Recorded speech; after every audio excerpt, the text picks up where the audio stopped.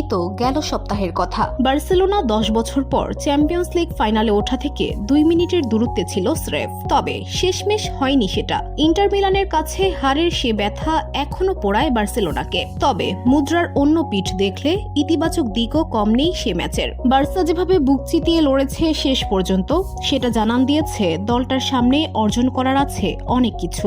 সেসব আলাপ পুরনো হয়ে গেছে কিছুটা। তবে বার্সার বর্তমান হচ্ছে লা লিগার শ্রেষ্ঠত্ব, যা দলটা গেল রাতে এসপানিওলকে 2-0 গোলে হারিয়ে অর্জন করে ফেলেছে 2 ম্যাচ হাতে রেখে।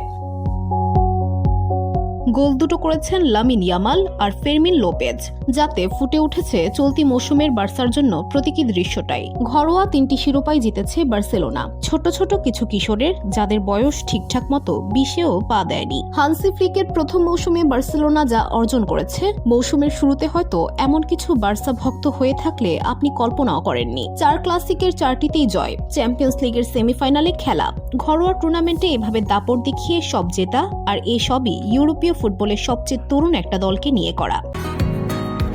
বসুন্ধরা, উত্তরা, বনশ্রী, কুড়িল ও বাড্ডা সহ রাজধানীর বিভিন্ন স্থানে অভিজাত ও অত্যাধুনিক মানের ফ্ল্যাট কেনার এক নির্ভরযোগ্য প্রতিষ্ঠান প্লেজেন্ট প্রপার্টিজ লিমিটেড। তাই আপনার স্বপ্নের আবাসনের জন্য আজই যোগাযোগ করুন।